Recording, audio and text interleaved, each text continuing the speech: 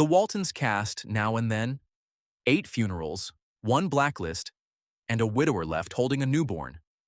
8 of these people are gone, and the graves lie further apart than the mountain ever was. Here is every one of them. First on the list is the man who walked away on purpose.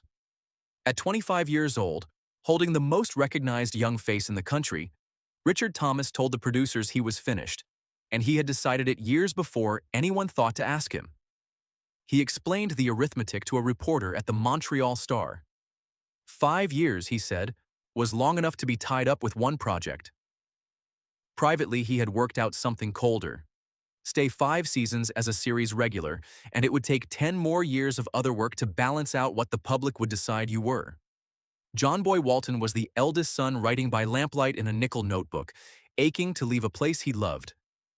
Thomas has said plainly that he did not leave angry. There was no feud and no contract war, and he has gone out of his way to say so.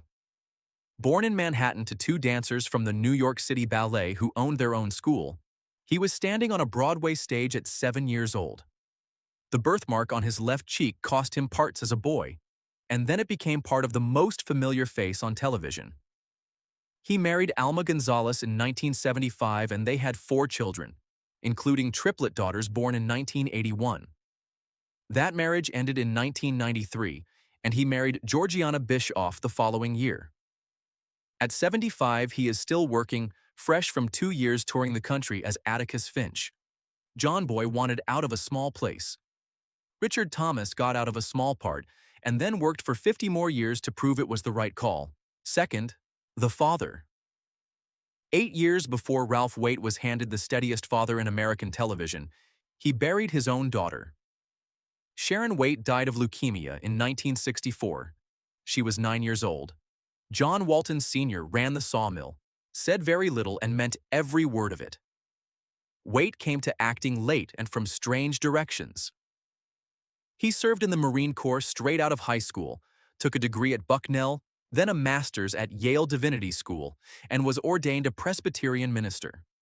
Social work paid the bills for a while. For a time, he edited religious books at a publishing house in New York. Broadway did not happen for him until 1963. By 1977, he was earning $10,000 a week for the show, and he told People magazine that the figure was obscene. He said it out loud about his own paycheck while he was still cashing it. There were 3 marriages. The first lasted 15 years and the second only 4. His third, to Linda East in 1982, held until the end. He also ran for Congress in California 3 separate times as a Democrat and lost all 3, once in 1990 and then twice in a single year against the same opponent. Waite died on the 13th of February 2014 in Palm Desert, California, of natural causes at 85. They carried him back across the country to bury him. He lies in White Plains Rural Cemetery in White Plains, New York, in the town where he was born. John Walton always knew what to say to a grieving child. The minister who played him had already sat through the worst version of that conversation, and nobody in the audience had any idea. Third, while America watched The Calmest Mother on television, Michael Learned was quietly an alcoholic, and she is the one who said so. She got sober in 1977. Her lowest point, by her own account, arrived during the years of the show itself. Olivia Walton fed 7 children through the Depression on almost nothing, and never once looked heroic about it. The daughter of a diplomat born in Washington, she spent her first 10 years on a Connecticut farm before the family moved to Austria, and she trained at a school in England. None of that is the childhood the part suggested. Recognition came anyway. She won 3 Emmy Awards for playing Olivia in 1973, 1974, and 1976, then a 4th in 1982 for the title role in Nurse. 4 wins as a lead actress in a drama series is a record she shares with exactly one other performer. Her personal life ran on a different clock. There were 4 marriages in all.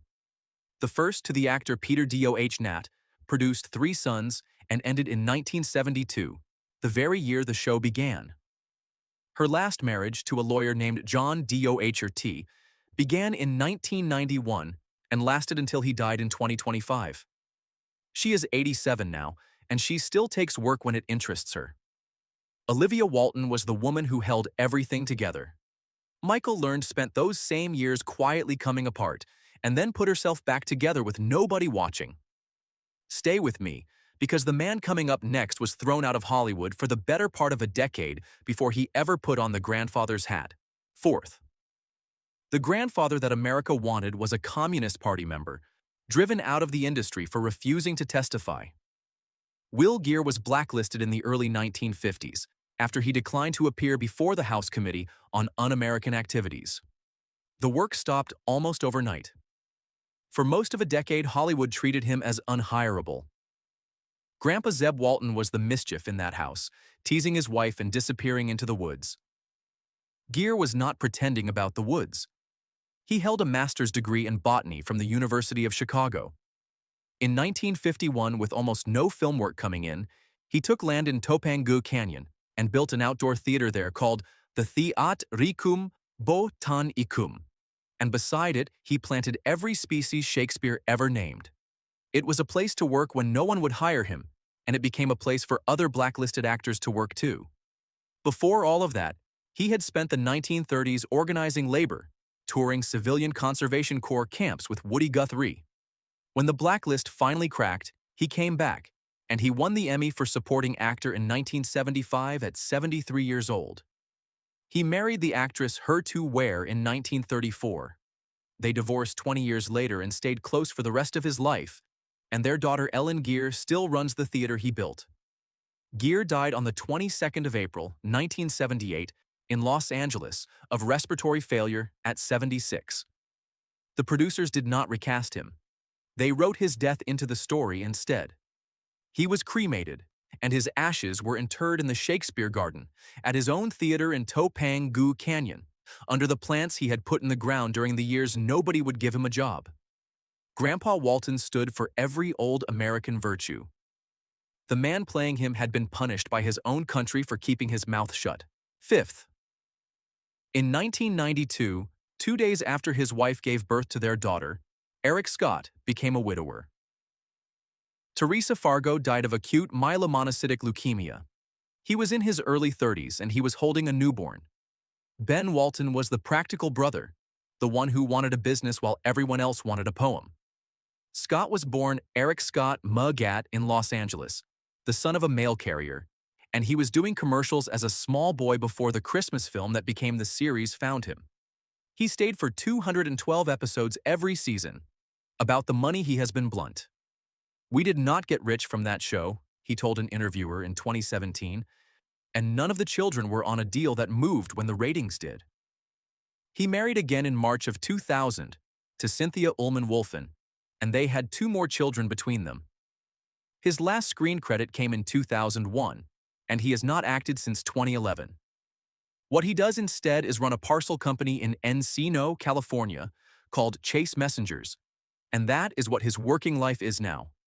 Ben Walton was the son who understood that somebody in a family has to earn. Eric Scott lost his wife in the same week he became a father, raised the baby, and built a business rather than sit by a telephone waiting for a part. Which of these lives did you not know about? Put the name in the comments because I want to know which one of them surprised you. Sixth, a stroke in November of 1976 took Ellen Corby's speech and most of her mobility, and at 65, she had every reason on earth to stop. She was back on the set in March of 1978. The writers refused to replace her, so they gave the character a stroke as well, and let the country watch her recover on camera. Grandma Esther Walton was flint, devout, and quick to disapprove, which made her rare warmth land like a gift. Corby had waited longer than almost anyone for that part.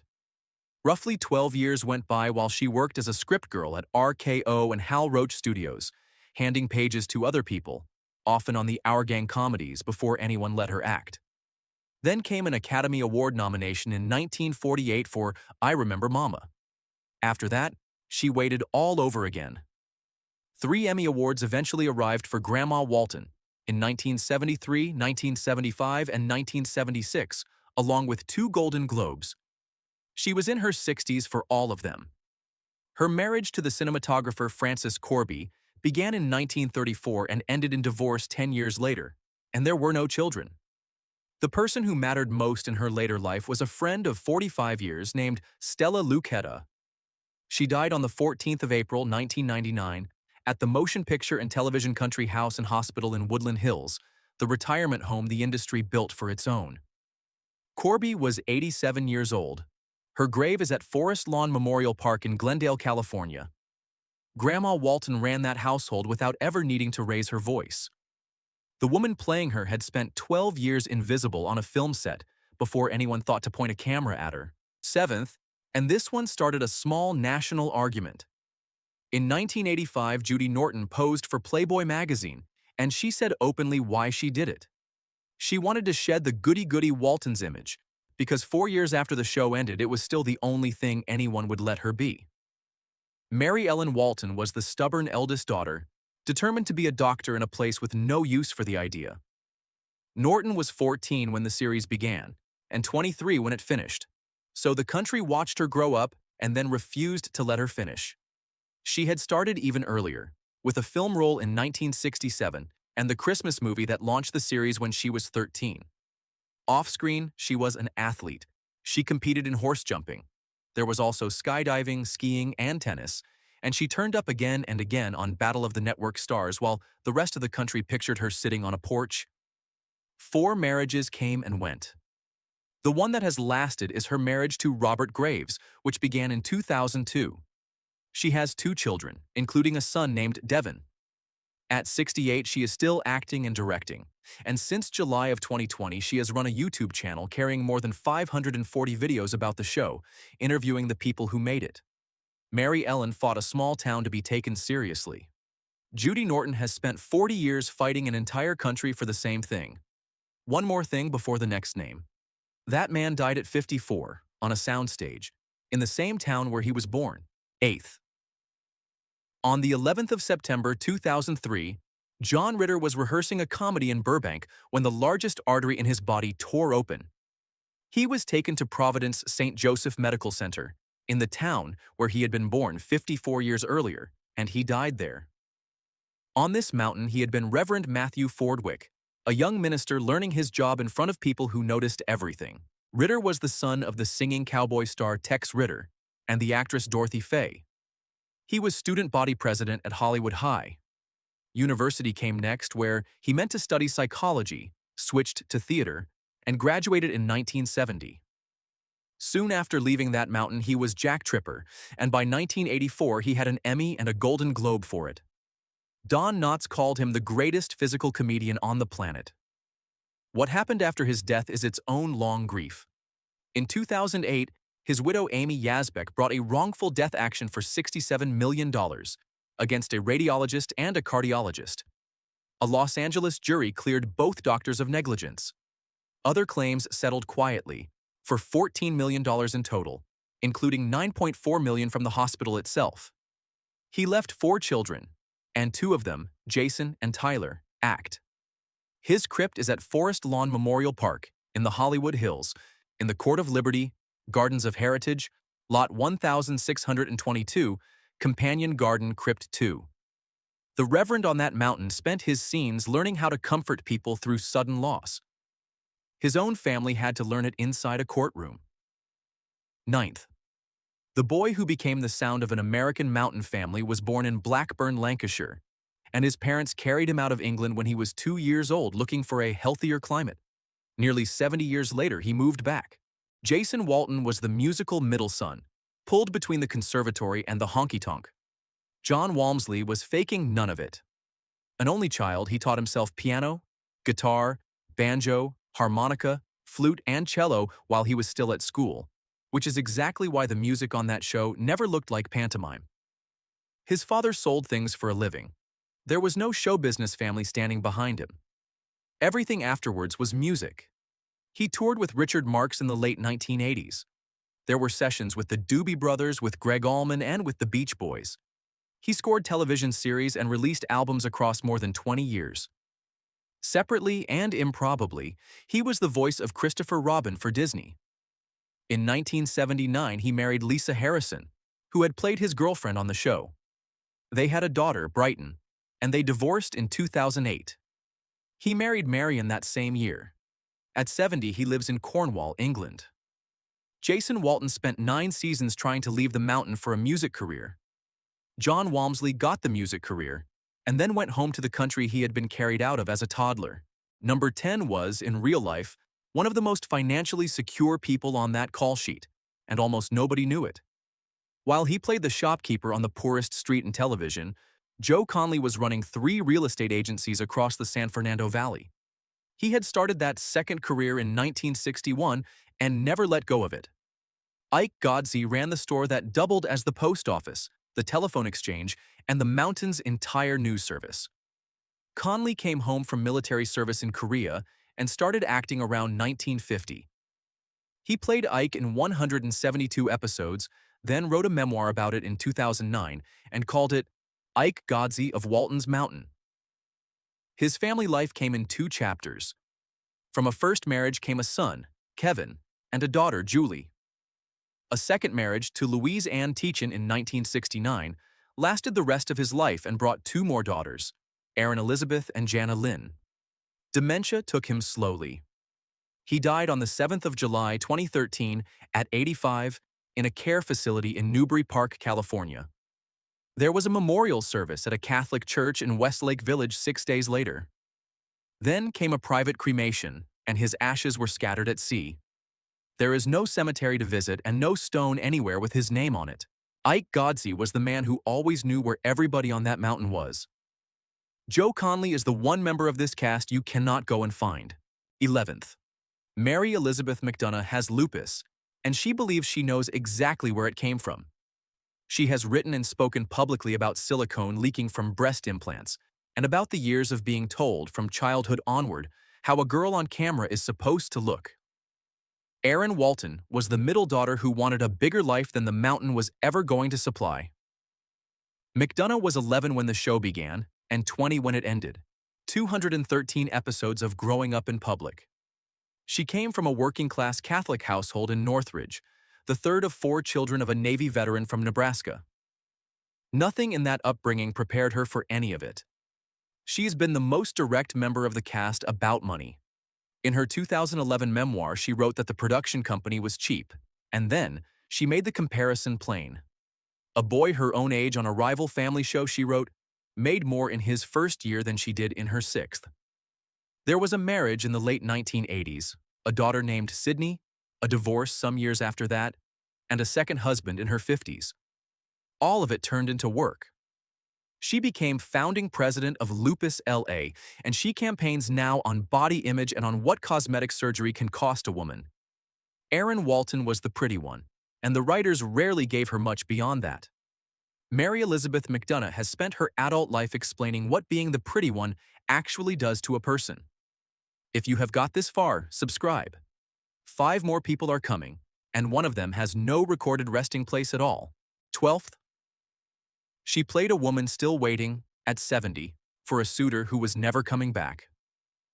Mary Jackson went home from that set every night to a husband she had married on the 4th of July in 1937, and the marriage lasted 68 years, ending only when she died.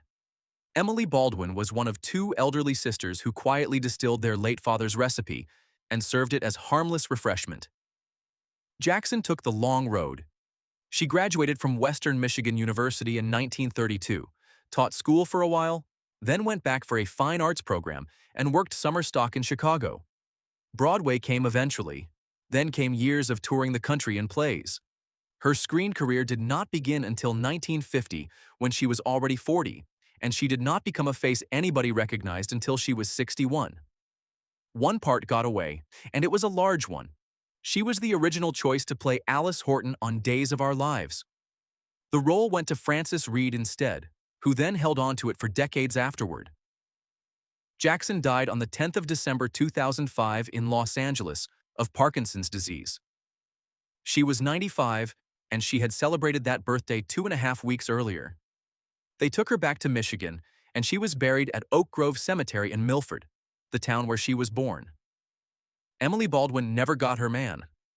Mary Jackson had hers for 68 years and went home to him every single night. 13th. The youngest Walton child grew up and went looking for the real place. Cotler took a degree at Berkeley, then moved to Nelson County, Virginia, and taught school there for 5 years. Nelson County is where the show's creator, Earl Hamner Jr., was born. It is the actual ground that Walton's Mountain was invented from.